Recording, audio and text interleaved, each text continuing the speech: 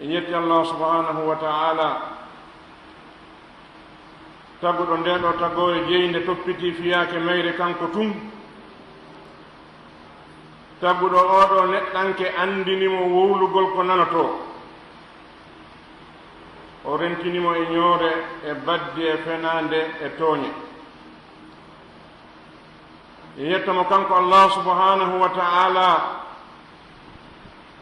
e hoore ko o nemini en immorde ɓure makko e moƴƴere seedo ala reweteɗo e goonga si wona kanko Allah subhanahu wa ta'ala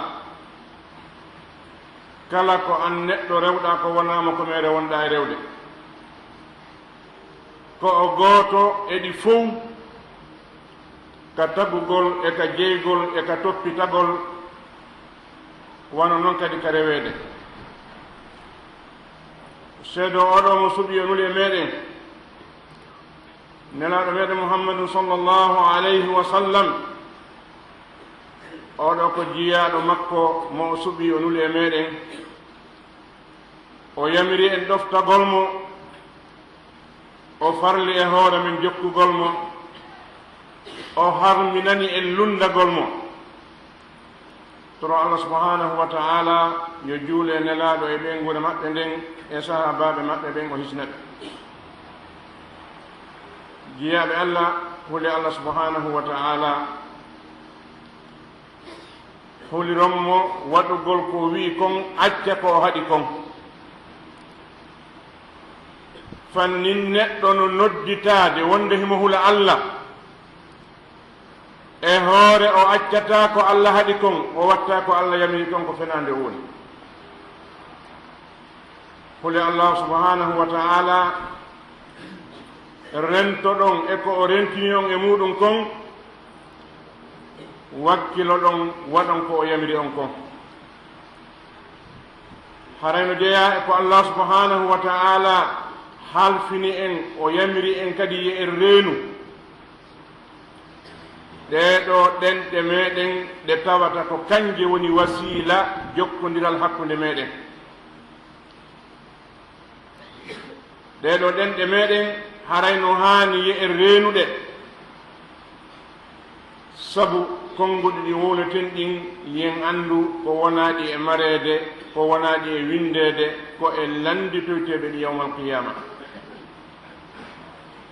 Allah subhanahu wa ta'ala o humpiti en ɗum ka deftere makko o wi neɗɗo o haalata konngol hay e gootol si wona tawayno wonde makko ƴewtotoɗo konngol ngol windangol nelaɗo sallllahu alayhi wa sallam ɓe accali ko moƴƴere e meɗen woni e mum sina ɓe tindini en ɓe accali hay hunde no tawata lorra men no e mum si wona ɓe rentini en e muɗum kamɓe nelaɗo sallllahu alayhi wa sallam ɓe laaɓani en reedu kamɓe nelaɗo sallllahu alayhi wa sallam ko ɗum waɗi ɓe yamiri en deƴƴugol sina taw hara ko neɗɗo o wolta ko ko moƴƴi ɓe maaki kamɓe nelaɗo sallllahu alayhi wa sallam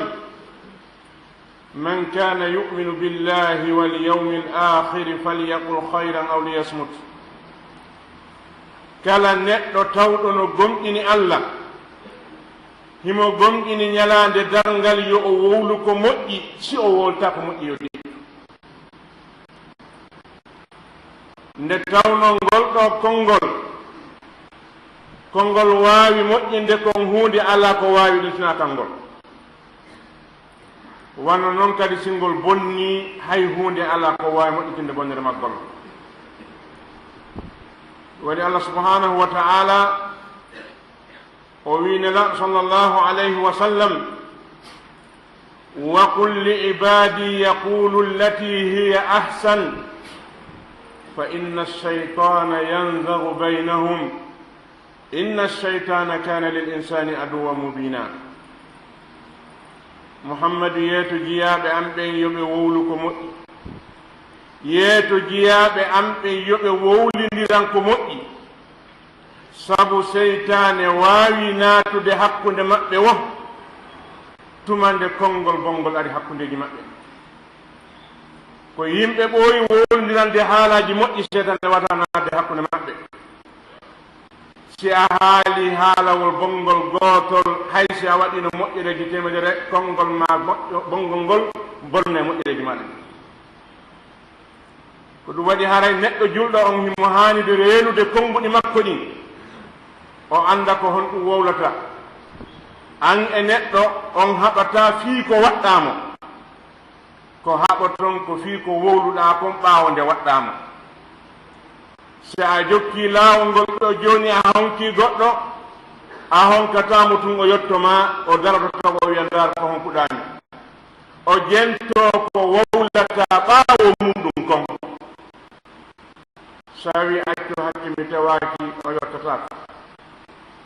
sa wimo ene an a renta ma a wawata pottade on tuma o wakkilotoma hay seeɗa ɓuurimo doole idan ko honɗum woni on e waddude ko konngol ngol wowluɗa ɓaawa kuuɗe ɗen wona kuuɗe ɗen ɗum waɗi allah subhanahu wa ta'ala wi wa qul li ibadi yaqulu allati hiya ahsan fa inna ash-shaytana yanzigu baynahum yeeto jiyaɓe an ɓe yoɓe wowlu ko moƴƴi sabu seytane sowon sinayi hakkundeji maɓɓe ko moƴƴiɗa e neɗɗo wo ko moƴƴiɗa e neɗɗo si a wowlanaalimo konngol moƴƴol moƴƴere ma nde nafata hay pus ko ɓooyuɗa faljude e neɗɗo si a jokkintini konngol moƴƴol faljere ma nden o faljuɗa makko bonnata hay hunde si yimɓe ɓooyi piirude ko innete ko yahe yewten ko yewtere nden moƴƴinta wona piirongol moƴƴinta piirongol idan ko konngol ngol woni hakkunde yimɓe ɓen si moƴƴey si ngol bonni hakkunde yimɓe hunde moƴƴinta hakkunde maɓɓe ko ɗum waɗi allah subhanahu wa ta'ala humpiti en hay okkorgol neɗɗo si tawi woni lorra iwre ɓaawa mum hara ndika haalandema haala moƴƴe qawlu ma'rufun wa mawfiratun hayrun min sadaqatin yatba'uha adha haalande neɗɗo konngol moƴƴol e yaafanagol mo ndikka ɗum e di a jokki okkorde mo watta ɗon haala bonka ma kuuɗe bonde idan nelaɗo sallllahu alayhi wa sallam ñande goo gorko ari ka maɓɓe gooto e sahabaɓe makko kanko nelaɗo sallllahu alayhi wa sallam o wi nelaɗo yeetelan golle ɗe mi gollata mi naata aljanna nelaɗo sallllahu alayhi wa sallam ɓe ndaari gorko o ɓe maaki amsik haha ɓe sappi ɗengal maɓɓe ngal ɓe maaki jogi to nga'al yeetelan golle ɗe mi golla mi naata aljanna nelaɗo ma kaali yahu juula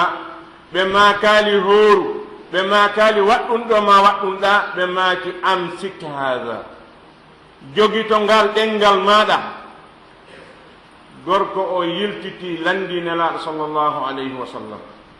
nelaɗo tindinelan golle ɗe mi golla mi naata aljanna nelaɗo sallllahu alayhi wa sallam tawi himo fanɗini wasiye mo ɓe wasiyimo on ɓe maaki sakilatka ummuk nene ma perdima yalli yimɓe ɓen no hippire geeƴe maɓɓe ɗen ka jahannam sina sabu ko ɗenɗe maɓɓe ɗen soni ko yani yalni neɗɗo no naatiroya yiite sina sabu konnguɗi makko ɗi o wowli hay hakkunde meɗen e allah subhanahu wa ta'ala bonnereji maɗin fof hakkunde ma e allah wona golle moƴƴin tintaɗi ko konngol sa yeddi allah subhanahu wa ta'ala a woni ɗo duuɓi a juulali ma a woni ɗo duuɓi a hawrali si hakkunde ma e allah moƴƴay ko konngol moƴƴol moƴƴintinta toragol mo kanko allah subhanahu yo yaafono idan nelaɗo sallllahu alayhi wa sallam ɓe maakani sahabaji on yalli yimɓe ɓen no hippiroye ka yiite geeke maɓɓe ɗen si wona sabu ko ɗenɗe maɓɓe ɗe wooli kon ɗum waɗi sa'iru gooto o wi an nutqu zaynun wa sukutu salamatun fa ida natatta fala takun miksara haala ko cuɗaari kono noon deƴƴere ko kisiye si a wowlay wata a won ɗuɗɗinoowo haala pandi wata a wowlu ha haara وما إن ندمت على سكوتي مرة ولقد ندمت على الكلام مرارا ها هند مي جوداكي مي ميجتي ها مي نسي كومي وولالي kono heewi komi jooɗoto mi miijito mi ninsa ko honɗum mi wolanno hunde kaari idan neɗɗo o si o reenaali ɗenngal makko ngal ukkaymo ka o yaltata neɗɗo on si o reenaali ɗenngal makko ngal hingal waawi bonnude golleeji makko moƴƴiɗin fof e jonde hu makko gootum ko ɗum waɗi neɗɗo no haandi en ɗenngal muɗum ngal ari ka sahihul boukhari e muslim hadis abi hurayra radiallahu anhu o wi wondema nelaaɗo sallllahu alayhi wa sallam e maaki inna arrajula la yatakallamu bilkalima ma yatabayyanu fiha fa yadillu biha fi nnar abada mimma bayna almasriqi walmaghrib wa akhrajahu at-tirmidhi wa lafduhu inna arrajula la yatakallamu bilkalima la yara biha ba'san yahwi biha fi nnari 70 gharifa arika bukhari e ko muslim oɗo konngol nelaaɗo sallllahu alayhi wa sallam ngol nantini en ɗum oɗo sahabajo maɓɓe abu hurayra radiallahu anhu o wi o naniri nelaaɗo sallllahu alayhi wa sallam hiɓe maaka wondema neɗɗo no wowla konngol gootol hara o wattantayila e konngol ngol o kontatangol konngol ko goɗɗum o kontatangol ko ella o sikkatangol hewta e kongol hewti ɗon o tipporoya e ngol ka jahannama ko ɓuri woɗɗude funnange e hirnange imamu tirmidi o filli oɗo hadis o addi kanko konngol makko ngol o wi gorko no wowla konngol hara o yi'a ella no e konngol ngol ma yara biha ba'san o yi'a ella wono e konngol ngol kono sabu ngol konngol ngol o wowli gotol tawa o taskaki ngol o naatiro e maggol ka jahannama ɓuri ko yarete settoji 90 idan neɗɗo o si reenaali ɗenngal makko ngal allah subhanahu wa ta'ala reenaali mo o haray o heɓi probléme neɗɗo no haani anndude ko honɗum o wowlata o annda ko honde o wowlata ko fii honɗum woni wowlande se ndaari zamanu mo wonɗen on fewndo ɗo en taway neɗɗo on hewtii ka ceernoɓe wiino ɗon ɓe wii zamanul fitna ko zamanu sukuti wa luzumi lbuyuti walqana'atu bilqut si fitina heewi fewndo zamanu ka fitna ɗuuɗi piiji tati ma neɗɗo yoɓoɗi assukut wa luzumu lbayt walqana'atu bilqut neɗɗo o ma o hebbina deeƴere o deƴƴa sabu konngol gootol no waawi waddude jama konngol gootol no waawi huɓɓude hoɗo konngol gootol no waawi bonnude piiji temeɗɗe no waawi sunnude jawle haɗa konngol neɗɗo gooto se ndaari alhaali mo wonɗen on hannde e oɗo zamanu mo wonɗen saaƴi mo tawata ɓeeɗo yimɓe jofooɓe no tandana micro no wowla ko faala faalaɗo fof no nodda radio wowla ko faala neɗɗo wowlay ɗo konngol hara ko kanko tun e hakkil makko kanko tun e faale makko o wowla ngol konngol kala nanɗo ngol sikka kala wowlowo ngal ɗenngal ko kamɓe jooɗi haldiwol ngol konngol ɗo idan ɗum bonna e hakkunde yimɓe ko moƴƴata hana bani adama wowla ko wowli o sabu wowlugol ko hoddi o adde probléme nelaɗo sallllahu alayhi wa sallam e hadisu wonɗo ko sahihu muslim mo jundubu radiallahu anhu filli o wi wondema nelaɗo maaki sallllahu alayhi wa sallam ñande goo neɗɗo gooto moƴƴo heewunoɗo rewde allah subhanahu wa ta'ala himo mari neɗɗo gooto siɗɗo makko mo haajaka fi allah o noddimo o waaji o yamiri o jaɓaali o haɗi oya accaali o duumi e waajagol mo oya jaɓaali o duumi e yamirgol mo ko moƴƴi oya jaɓaali haa ñande goo sabu angal reynugol hunnduko makko kon o wi wallahi la yahfiru llahu lak wallah la yahfiru llahu lak an ɗo an mi wondi allah an allah yafantako ma ɓaawa nde o haali ngol ɗo konngol allah subhanahu wa ta'ala wi man dha alladi yata'alla alayya an la aghfiru li fulan qad ghafartu lahu wa ahbattu amalak hombo woni e wondude e hoore an wonde mi yaafanta ko kaari awa mi yaafike mo mi bonni golle ma an haaluɗu noon idan ko o juuluno kon e ko o hooruno kon e ko o zakkuno kon e kala moƴƴere nde o wanno o bonnirinde sabu ngol ɗo konngol bajjol fewtugol siɗɗo makko wi allah yaafanta ko idan neɗɗo so renali ɗengal muɗum sigaɗi pijo hawrata e muɗum konngol gotol o wowla sabota dina kam ma o sabota nelaɗo Allah on ma o wowla konnguɗi goɗɗi goɗɗi tawata o sikka ɗum ko goɗɗum ma o daro o inna yimɓe ɓen fof ko bonɓe ɓayno woodi wonɓe tutte ɗin konnguɗi hannde sa wi yimɓe ɓen fof ko moƴƴuɓe a heeɓi probléme hayso ko ɗum wolda ɗo ko moƴƴa wolda sa wi yimɓe ɓen fof ko moƴƴuɓe ko fenande wolda par ce que yimɓe fof moƴƴa wa kadalika sa wi yimɓe ɓen fof ko bonɓe ɗon kadi ko fenande wolda yimɓe fof bona idan neɗɗo no haani wowlude o keerana konngol makko ngol o annda yer ko woni wolde ko oɗo ko konngol bajjol fetto o wowli wiigol mo mi wondi Allah ɓay an a jaɓɓali ko waajaɗa kon Allah yafanta koma Allah wi ko hombo wondata e hoore mi yafata komo awa mi yaafitamo kala ko waɗɗa e moƴƴere mi bonni golle makko ɗen fof wonti mere idan haray neɗɗo julɗo on no haani rentade ɓeeɗo moƴƴuɓe attiɓe e hoore ndiɗo leydi ɓe wonno hiɓe rento e bone ɗenɗe maɓɓe ɗen seydna aboubacry radiallahu anhu o wonno kanko seydna aboubacre yumsiku ala lisanihi wa yaqul hada awradani lmawarid aboubacre ni siddiq radiallahu anhu sahabajo nelaɗo on sallllahu alayhi wa sallam arano on e lontiɓe ɓaawo nelaɗo sallllahu alayhi wa sallam oɗo hiɗen andi pellet neɗɗo renata ko ha hewta o neɗɗo hulata Allah ha hewta o neɗɗo wonta moƴƴinowo ha hewta mo kono o jooɗotono o nanga ɗengal makko ngal o wiya ko ngaal ukkimmi kala kami ukki ngal naadimmi e probléme kala mum yiɗi ngal ɗengal ɗen andi le pellete aboubacry wona wolowo ko woli o wona waɗowo ko woni o kono himo fela hoore makko e ɗengal makko ngal o inna hada awradani lmawarid abdoullahi bne abbas radiallahu anhuma كان يأخذ بلسانه ويقول ويهك قل خيرا تغنم أو اسكت عن سوء تسلم وإلا فاعلم أنك ستندم عبد الله بن عباس رضي الله عنهما ووي أين دنجال مكو نgal o felito kanko e hoore makko o wiya ɗongal makko ngal bone maɗa wowlu ko moƴƴi heɓa nafoore ma deƴƴa bone heɓa kisiye siwana ɗum andudo fanin sowo idan ɓe wi kalamuka asiruk in atlaqtahu sirta anta asirahu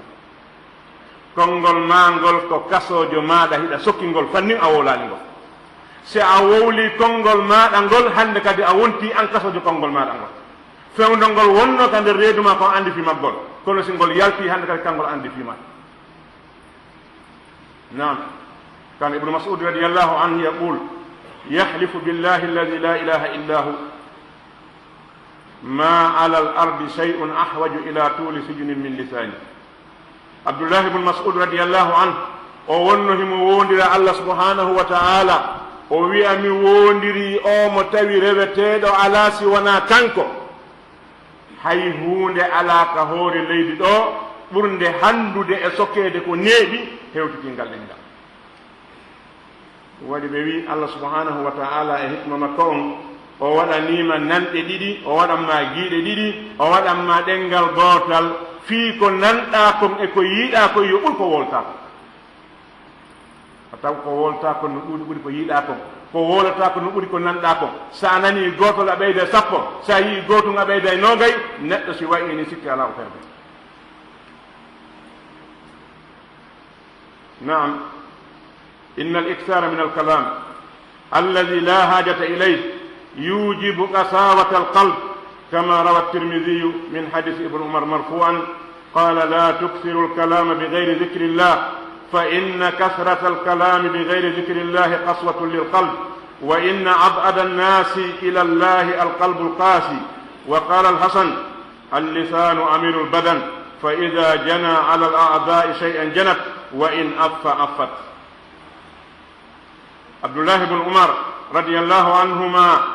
o holli e wondema haana neɗɗo hebbingol konngol tawa naafi haaju neɗɗo haana hebbinde konngol hara naafi jantagol Allah subhanahu wa ta'ala sabu hebbingol haalugol hebbingol wowlugol hara wana e jantagol Allah subhanahu wa ta'ala ɗum no jeeya e ko yornata ɓernde neɗɗo hara waaju natta nder mayre so yi hannde yimɓe heewuɓe hay yehi ka berɗe surɗi ɗimmo muɗum yaltay ton hara hula yaltay ton hara sunaaki yaltay ton hara mapina ɗum idan ɗum ittataɓe fi yaagol maɓɓe ka berɗe fi moɓe wondino maayi fi hiɓe yiɗi fure sansata hunde maɓɓe fi hon ɗum par ce que ɗerɗe ɗe yoori idan o wi kanko abdoullahi bun oumar no jeeya e ko yornata ɓernde neɗɗo hebbingol haala hara wona jantakon allah subahanahu wa taala wona arde e oɗo hadis mo imamu tirmidi filli o itti abdoullahi bun oumar o wi wondema nelaɗo maaki wata on ɗuɗɗi wowlugol ko alda e jantagol inde allah sabu hebbingol wowlugol ko alda e jantagol inde allah ɗum no jeeya e ko yornata ɓernde yimɓe ɓen fof noon ko ɓuri woɗɗude allah ko ɓuri woɗɗude yurmede allah nden ko neɗɗo mo ɓernde mo yoori hasanul basri rahimahullah o wi ngal ɗo ɗengal ko kangal woni koohotere maɗen fof si jungo ma ngon bonni hunduko no wawi moƴƴintinde si koyngal ma ngal bonni hunduko no wawi moƴƴintinde kono si ko hunduko bonni tere heddiɓe wata moƴƴintinde waɗi haaloɓe fularɓe wi mo jungo mum nangi no hetto kono mo hunduko mum nangi hettatako da naɓa jungo ma ngon ka jiifa goɗɗo o nanga ngo inna ko sama kala mi woni fijey hunduko ma kon sortema kono sa wi komin ƴetti ko ƴetta kon a yaltay idan si hunduko ma ko nangima wata hettade ko ɗum waɗi neɗɗo no hani renude konnguɗi makko ɗin ɗiɗo konnguɗi si renaka ɗi adday probléme ɗi adday lancu ɗi adday bone hakkude yimɓe ɓe mo tawata hay hunde wawata sordemo oɗo hasanul basri rahimahullah o wi tere ɗen fuu ko woni hoore majje ko ngal ɗo ɗengal si ngal ɗo teɓani tere ɗen hunde ɗe hoɗe taɓay ɗum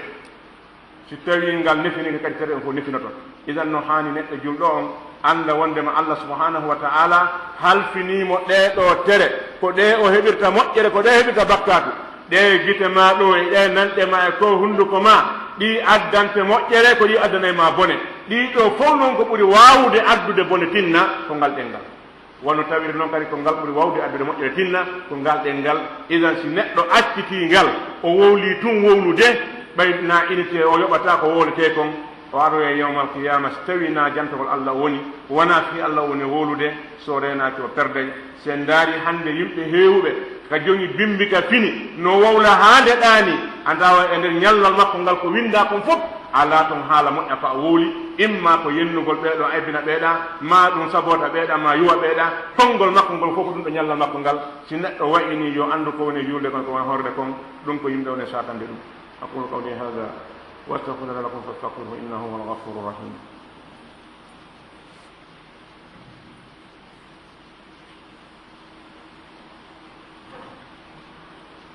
الحمد لله وحده والصلاة والسلام على من لا نبي بعده عباد الله واعلموا أن آفات اللسان كثيرة ومتنوعة منها الكلام فيما لا يعني وفي الحديث من حسن إسلام المرء تركه ما لا يعنيه ومنها الغوض في الباطل وهو الكلام في المعاصي ومنها التكلم بالفحش والسب والبذاءة والشتم وفي الحديث قال عليه الصلاة والسلام ليس المؤمن بالتآن واللآن ولا الفاحش ولا البذيء ومنها كثرة المزاح لأنه يسقط الوقار ويوجب الضغائن ومنها الاستهزاء والسخرية بالناس يأتي الله سبحانه وتعالى den seedo ko goto edi fuu den toromo juule nana sallallahu alayhi wa sallam e ɓe ngure maɓɓe nden e sahaba maɓɓe islam jiyaɓe allah anden haray ɗiɗo bonnereji ɗi tawata neɗɗo no bonnira ngal ɗengal hiɗi ɗuuɗi hiɗi mari noneji kadi no hani neɗɗo on anda o mara ko addantamo probléme ka makko hewtitingal ɗo ɗengal makko sabu hay mo ne'ata on si tawi konnguɗi moƴƴi ala hakkude moɗon o wawata wondude hay mo resuɗa on so a waɗanimo honɗunde a watti konngol bonngol hoore on wondata idan eto wowlanna yimɓe ɓen konnguɗi moƴƴi konngol moƴƴol ngol ala ko nafata hakkunde yimɓe ɓen hewti konngol moƴƴo haray no jeeya e bonnireji ɗengal ɗo ɗengal ngol ɗo konngol wowlugol neɗɗo tun ko alama e laawol neɗɗo geyiɗa ɗum no wowla tun kañum tefa ɗum ɗo haaji mum ne mum ma ala tefa ɗum addana ɗum nafoore ma addata tefa ɗum pottinana ɗum lorama pottinta kañum ɓay tun no wawi wowlude allah waɗi ɗum nambo bo kañum wowlay tun neɗɗo si wayi ni hara mo jogi probléme sabu nela sallllahu alayhi wa sallam ɓe maaki min husni islami l mar'i tarkuhu ma la yani no jeeya e ko moƴƴinta diina neɗɗo accugol mo wowlugol ko ala moye laawol no jeeya e bonnireji ɗen ngal jumpugol e meere wowlugol haalaji fi geddi neɗɗo ko tawata ko jooɗi bimbi ko fillagol filmuji ko fillagol fi piiji probléme ji ko waɗi hakkude yimɓe kanko mara hunde ko wowla jonge bimbi ha kiikiɗen o janggata qur'ana hay harfu goto o jantata ko allah hay konngol gotol o wowlanta neɗɗo konngol moƴƴol kanko haala makko kam fuu ko konnguɗi bonni no jeeya e ko ɓuri kanude nde neɗɗo watta doloke makko ba darde makko ba tawa konnguɗi makko ɗin ko konnguɗi kanude ɓay ɗum no jeeya e ko watta hay heeferaɓɓe aña diina kan neɗɗo julɗo a jogiiɗo qur'an no haani moodi yo konnguɗi moƴƴi yaltuka hunnduko maɗa ɓay ɗum naatiri ittante a wowlanta goɗɗo konngol gongol ɗum addanama probléme konngol moƴƴol a fort idan wowlugol geddi no jeeya e muɗum ko bonnireji ɗengal ngal no jeeya e muɗum wowlugol pankareji e yennugol e hoynugol e huɗugol e mettugol hunnduko no woodi e yimɓe ɓe sikka e kamɓe wondema mettere hunnduko ɗum na hay fisno si a soodaniɓe a faalatake rewtude ɗon sina taw goto maratana kam sabu mettere maɓɓe hunnduko ɗe si a rondiniɓe sina hara a heɓali goɗɗo goo a jontata on sabu mettere hunnduko maɓɓe bal kamɓe ɓe wawata fewtude neɗɗo golnam konngol moƴƴol mettere hunnduko ɗum na jikku julɗo noon julɗo wowlay konngol moƴƴol ko waɗi mettinalngol julɗo ko bakkata ɓurɗo mawde idan yennugol wa kadalik andudo ɓeɓe wonɗa e yennude woni ɓe suttodirɗa woni ɓe a suttodira woni ɓe wawɗa woni ɓe a wawata si a jogi bimbi mo fottuɗa o a yenne mo fottuɗa o a yenne a jilliri noon ha kikiɗe anda ɓeɓe yennuɗa ɗo fof kaka baraji hum ko golluɗa rewata yawmal qiyama goto kala ɓeɗo arde pelenti mum o yeeso allah o yennanno te andi noon kala ko hokkitirɗa amma fottuɗa ko yentede mo ñeegui yeeso ma a yenne mo taƴiti yeeso ma a yenne mo seri ndike ma a yenne an kala ko goɗɗo waɗi ko a yennowo tun julɗo watani na jikku julɗo ni julɗo jogoto ngal ɗengal mum wonta yennowo nela sallllahu alayhi wa sallam ɓe maaki laysa almuminu bi ta'ani wala la'ani wala alfahis wala albadi wonaali neɗɗo gomɗinɗo neɗɗo yuwowo kañum ka jooɗi wo ko gori woni e haalude fii mum kaari en ko lasliɓe ɓeeɗo kañum wona lasliɓe ɓeeɗo kañum no waɗini ɓe no waɗini kañum haala mum kam fof ko ɗum ko meere no bani adama ko golle makko ɗen wona iwdi makko ndi ɗum woni sha'ir o wi bi jiddi la bi jaddi fa hal jaddum bila jiddin bi mujdi fa kam abdin qama maqama hurdin wa kam hurdin qama maqama abdi neɗɗo ko wakkilare ma nden soobinagol magol golle maɗen ko ɗum wonma si baba en ma toolike ka leylemum nehi maɓɓe ɓe windiri alqur'ana sooke o maɓɓe ngon ɓe masi ha moƴƴi ɓe wallini a ari a jooɗi to ɗo e wolgo fenade ñaama riba fima cigarette a sikki a teddira fi bemma waɗi ɗum ko fenade wonɗa so bemma tappi jimbe ha maayi a ƴetti qur'ana sikke loratama hay fus neɗɗo ko golle makko ɗen allah subahana wa taala wi wala tadiru wasiratun wisra ukhra a arata yawmal qiyama fi bemma no bakkondiɗi bakkondini ha fi ɗum wa kadalika a arata fi bemma no mari baraji ɓeɗa baraji fi ɗum sa gollali neɗɗo ko golle makko ɗen si tawno hara golle baaba nafayno ɓiɗɗo si tawno hara ko iwdi nuhu heɓatano ɓiɗɗo kefeero neɗɗo mo tawi duuɓi temeɗɗe jeenayi e capanɗe no dawde gollangol allah to na ngesa o yahata wona e buddiki o yahata duuɓi temeɗɗe jeenayi e capanɗe joyi mo dawde noddugol yimɓe ɓen e la ilaha illallah si taw ko wakkilanagol allah tun o heɓatano ɓiɗɗo kefeero ka idan neɗɗo ko golle makko ɗe wona iwdi makko ni aybingol gori na jikku julɗo noon yimɓe ɓen fof ko hunde wotere nelaɗo sallllahu alayhi wa sallam makani en kullukum min adama wa adama min turab la fadla li arabiyin ala ajamiyin illa bittaqwa on fof moɗon koye adama iwɗon adama koye mbulla iwi danejo ɓura ɓalejo si wona kulol allah sa ɓuri neɗɗo kulol allah ɓurimo sa ɓura neɗɗo kulol allah o fof ko fus sabu subhanahu wa taala ko wi wal asri inna al insana la fi gusr illa alladina amanu wa amilu salihat ndaaru ittitaɓe ɗon ɓen siɗa tawa toon amali si ono tawa toon o mali si tawi a tawaka e ittitaɓe ɗon ɓen hayso ko honɗum woni goron ma hayso ko woni leñol ma ɗum hatta karda par ce que allah ko inna al insana nani leñol o woli ko enen neɗɗanke idan haray no jeeya e muɗum neɗɗo julɗo on hebbinta cama kala canti sabu canti ittay miri neɗɗo ittay teddungal naada e kote kon naga ko yimɓe canti naam nelaɗo no waɗayno ɗum kono e nder ko ɓe cantayno kon fof ɓe makatano sina gonga ɓe makatano si wona gonga kamɓe nela sallallah sallam nder canti maɓɓe ɗin ko gonga tum ɓe makayno si a wawi wadde taqayyude e ɗum ɗo tawa canti ma ɗin fof a wolata fenade nder muɗum haray a wawi wadde kono so fena ɗum selu wowlugol fenade waɗugol canti inna kaari en fof ko fenoɓe kaari en fof wujje kaari en fof ko ɗum ɗo andi ɗum ko probléme noon idan boyi kadi hande ko ɗi samakalaji ngal sanakuyagal kon ɗum ɓe woni e rewrude ɓe bugo bone moɓe faala bugade on haɗa ko ɓerde maɓɓe hada fon ko ɗum ko bugagol mone moɓe faala bugade on kono ɓe rewri ɗum sanakuyagal na ko hani boyi kadi ko ɗum woni rewirde itta bote e yimɓe goo nela sallllahu alih w sallam maki bi hasbi mri'in min alsarri an yahqira akhahu lmuslim yoni neɗɗo bone nde o ittata bote e julɗo ɗimmo makko idan watta a waɗi canti rewir ɗum fi ittugol bote e hoore goɗɗo wattake sabu sa itti bote e hoore julɗo haɗa heɓi probléme idan no jeeya e muɗum bonnireji ɗengal ngal jalkitugol yimɓe ɓen sabota ɓe aybina ɓe tawa a darata fi on tino juula a darata fi himo hoora a darata fimo janggo qur'an hatta an wowla e makko kala ko falɗa ɗum ko musiba noon no jeeya e muɗum ɓurɗi wonde probléme ɗin ɗi tawata hande a tawa e neɗɗo himo hikki yeeso fof e juulugol himo ɓuri fof wakkilade torka himo ɓuri fof ɗigginde qur'an kono tawa himo renti e bonnireji ɗi fof kono o rentake ɗiɗo ɗiɗi alghibatu wannamima ñoore e baddi ko tawata kon hande ɗum wona yahoɓe ka barji ɓen yowrata ɗin balko jooɗotoɓɓen ka damal juulirɗe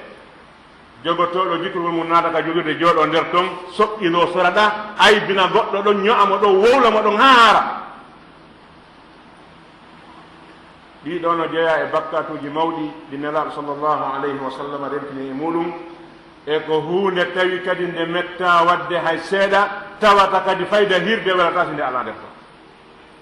nelaɗo sallllahu alayhi wa sallam ɓaawo nde oɗo aya pippi wala yagtab badukum bada ayuhibbu ahadukum an yakula lahma akhihi maytan fakarihtumu nelaɗo sallllahu alayhi wa sallam ɓe nandi sahaba ɓen atadruna mal ghiba ene hiɗon andi kon ɗum woni ñoore nde allah wolɗo fi muɗum nden qalu allahu wa rasuluhu alam sahabaɓe maaki ko allah e nelaɗo andi nelaɗo maaki zicruka akhaka bima yakra ko woni ñoore ko haalugol ma siɗɗo ma on ko mettatamo janɗi fanɗi ko ɗum woni ñoore sa andi noon ko ɗum wonta e wadde hoore goɗɗo andu ene jogii bakkatu mawko sabu nelaɗo sallllahu alayhi wa sallam ɓe maaki alghibatu asaddu min alzina inna arrajula qad yazni wa yatubu fa yatubu llahu alayh wa inna sahiba alghiba la yughfaru lahu hatta yaghfira lahu sahibahu nelaɗo sallllahu alayhi wa sallam ɓe maaki ñoore no woni masibo no hulɓini ɓuri jeeno ey sabu neɗɗo si allah jarriborimo jeenugol ñande fof o ninsi o décidi o wattata o hucci yeeso allah o wulloyi allah yaafana mi acci mi wattata allah yaafantamo ɗon ɗo amma noon mo ñoore on oɗamo jooɗinoɗa woluɗa inde muɗum ha o yaltina golle sabu ko aybinɗama kon haaɓe o golli daynoɓe renti e makko sabu ko aybinɗama kon aybinɗama ha yiɗinoɓe mo ɓen añimo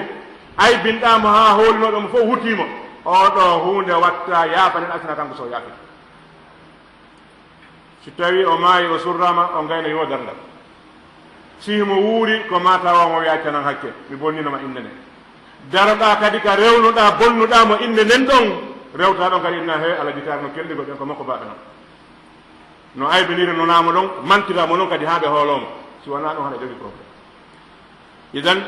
ñoore ko hunde hulɓinide ndaare nene aicha radiallahu anha ñande goo hiɓe tolude nelaɗo sallllahu alayhi wa sallam nene aicha hiɓe mari sinirawo no wiye hafsa sonnaji on juuta ko daɓɓum himo faala jalirde nelaaɗo sonnaaji on ko raɓɓiɗi kon ay ɗum ko jikku sinirɓe no nena Aysa wi nelaaɗo en anndiɗa anndi kaari no wayi ngel daɓɓel ni o wi ngel daɓɓel siina makko wingol konngol nelaaɗo sallllahu alayhi wa sallam yeɓɓiti ndaari Aysa ɓe maaki laqad qulti kalimatan law muzzijat bi ma il bahre la mazzajatu a wowliɗo konngol bone maggol on si ukkama ka ndiyam maayo sange ndiyam ɗam idan si tawi yeri wiigo goɗɗo no raɓɓi ɗum ɗon ko bone ayni beeji ɗi wona ɗi wownirede hakkunde julɓe ɓen hannde neɗɗo feƴƴay no watti ha moƴƴi yiɓoɓe ɓen fof tawa mo ɗum ɗo no laba o ko makko baani o yaha o muto jooɗinoɗo ɗo wiya poro o ganda o wowla ɗon ha waɗa wasi ko looto wuja fuu añamo kanko e cunci makko labaali fof e darde makko ne o metta yimɓe ɓe sabu ko hunduko oɗaka ko waɗɗa kon a naati probléme isan nde ɗo ñoode ko masibo mawlaɗango ni julɗo ha na ɓaɓade ɗum waɗa ɗum jikku muɗum wa kadalika bonnidirgol hakkundeji yimɓe ɓen en andi bonnidirgol hakkunde yimɓe ɓen ɗum ko siinañoore nden noon balno yehi ha woɓɓe wi est ce que ɗiɗina hunde wotere kono heɗi sirta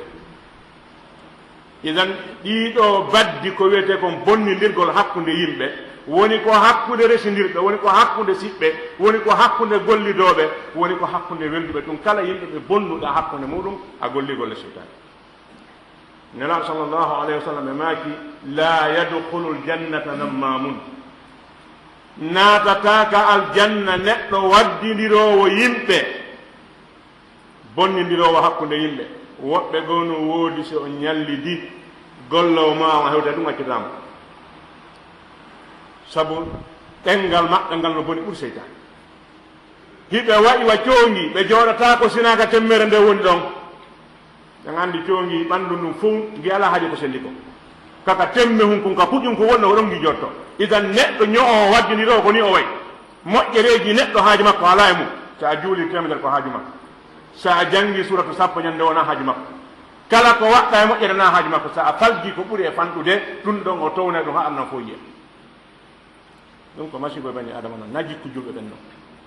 idan waddidirowo yimɓe ɓen bonnidira hakkunde maɓɓe woni ko hakkunde leƴƴi woni ko hakkunde yimɓe hodduɓe woni ko hakkunde yimɓe welduɓe woni ko gollidiroɓe kala jokkuɗo ngol laawol ko laawol seytani jokki nelaaɗo sallllahu alayhi wa sallam maaki la yadkhulu ljannata nammam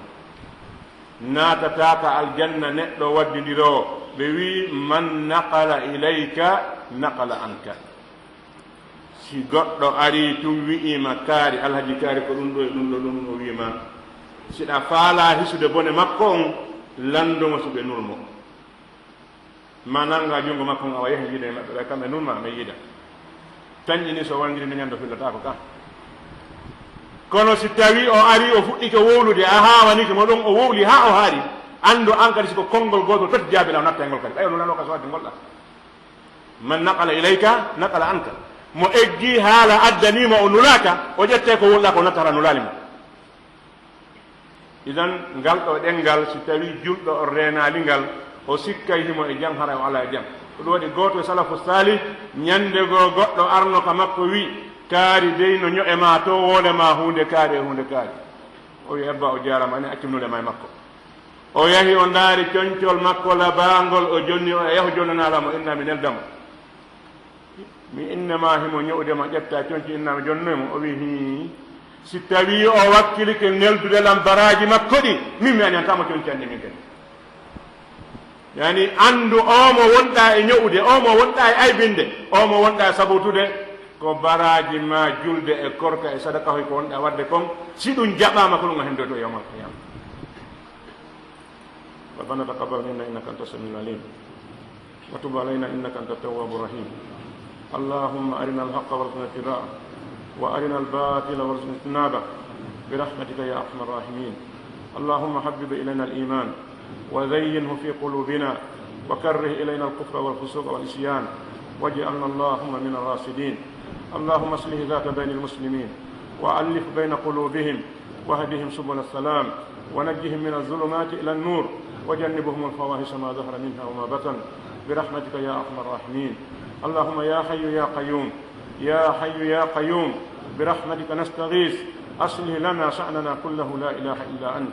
اللهم يا حي يا قيوم برحمتك نستغيث أصلح لنا شأن بلدنا هذا برحمتك يا أرحم الراحمين. اللهم يا حي يا قيوم برحمتك نستغيث أصلح لنا شأن بلدنا هذا برحمتك يا أرحم الراحمين. اللهم احفظنا بما تحفظ به عبادك الصالحين. اللهم احفظنا بالإسلام قائمين، واحفظنا بالإسلام قائمين، واحفظنا بالإسلام راقدين، ولا تسمت بنا عدوا ولا حاسدا برحمتك يا أرحم الراحمين. اللهم إنا نجعلك في نهور أعدائنا ونعوذ بك من شرورهم. اللهم إنا نعوذ بك من شر كل ذي شر. اللهم إنا نعوذ بك من شر كل ذي شر برحمتك يا أرحم الراحمين. اللهم اغفر لنا ولآبائنا وأمهاتنا وذوي أرحامنا برحمتك يا أرحم الراحمين. اللهم ابسط علينا من بركاتك ورحمتك وفضلك ورزقك برحمتك يا أرحم الراحمين. اللهم اغفر لأسلافنا وأفراتنا ولمن سبقنا بالإيمان. اللهم من أحيته منا فأحيا الإسلام، ومن توفيته منا فتوفى الإيمان. واغفر للمؤمنين والمؤمنات الأحياء منهم والأموات برحمتك يا أرحم الراحمين. وصل اللهم وسلم على